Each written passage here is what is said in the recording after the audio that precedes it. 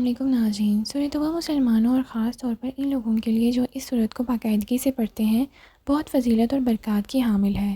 یہ سورت اللہ کی طرف سے ایک تحفہ ہے جو بخشش اور برکتوں کے خزانوں سے مالا مال ہے۔ توبہ کے فوائد بہت زیادہ ہیں۔ اس سورت میں جہاد کا واضح پیغام ہے۔ یہ سورت اس وقت نازل ہوئی جب مکہ مشرکین سے بھرا ہوا تھا اور وہ ننگے سر طواف کیا کرتے تھے۔ خانہ کعبہ بتوں سے بھرا ہوا تھا۔ رمضان المبارک کے دوران سورہ توبہ کے فوائد دگنے ہو جاتے ہیں کیونکہ یہ سورت مسلمانوں کو اللہ تعالیٰ سے بخشش اور برکتیں مانگنے میں مدد دیتی ہے۔ البتہ سورہ توبہ کی آخری آیات کے فوائد بہت زیادہ ہیں۔ وہ ہر مسلمان کو اپنی روزمرہ کی زندگی کے مسائل سے آزاد ہونے، سکون کی سانس لینے میں مدد دیتی ہے۔ اس سورت کے نزول کی تعداد 9 ہے۔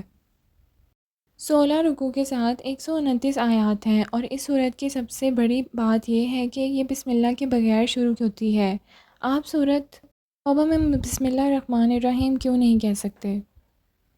حضرت جبرائیل علیہ السلام نے یہ سورت بغیر بسم اللہ نازل فرمائی تھی۔ اس کے ساتھ ہمارے نبی صلی اللہ علیہ وآلہ وسلم نے مسلمانوں کو اس سورت کو بسم اللہ الرحمن الرحیم کے ساتھ لکھنے کا حکم نہیں دیا۔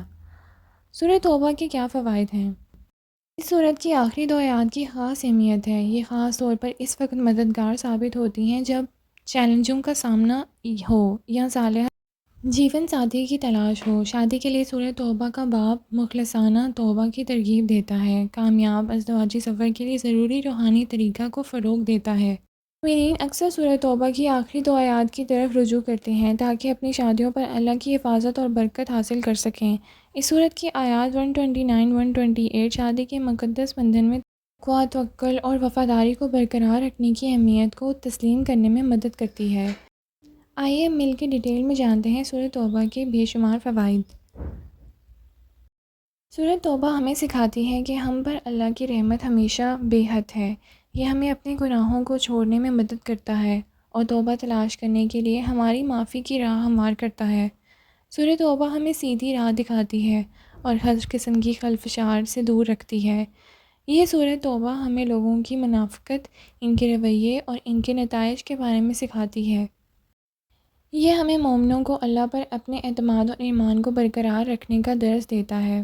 ہمیں اپنے یقین میں ستائی نہیں ہونا چاہیے۔ سورۃ توبہ میں انصاف، مساوات اور معاشرے کی بہتری کی اہمیت پر بہت زور دیا گیا ہے۔ یہ ہمیں مسلمانوں کی اجتماعی ذمہ داری کا درس بھی دیتی ہے کہ وہ اپنی برادری کو بلند کریں۔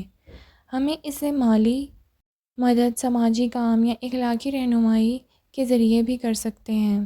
اس سورت کے فہم سے لوگوں کو اللہ کی نصرت یاد آتی ہے۔ یہ انہیں اپنے ایمان پر ثابت قدم رہنے اور اللہ پر ان کے بھروسے کو مضبوط کرنے میں مدد کرتا ہے۔ سورۃ توبہ اخلاقی ذمہ داریوں کے لیے ایک اعلیٰ معیار قائم کرتی ہے۔ ہم سب کو زندگی کے تمام شعبوں میں قابل اعتماد اور معزز افراد بننا چاہیے۔ یہ سورت ہمیں شرک کے سنگین نتائج کی تعلیم بھی دیتی ہے۔ یہ ہمیں اسلام کے بنیادی عقائد سکھاتی ہے اور تمام حرام سرگرمیوں سے خبردار کرتی ہے۔ سورۃ توبہ کے فہم سے ہمارے لیے اچھے اور برے اعمال کے جزا اور سزا کو سمجھنا آسان ہو جاتا ہے۔ سورۃ توبہ میں جن موضوعات کا احاطہ کیا گیا ہے وہ علم کا ایک وسیع ذخیرہ ہے۔ اللہ کے ماننے والوں کی گہری بصیرت اور اللہ سے زیادہ فہم اور تعلق حاصل ہوتا ہے۔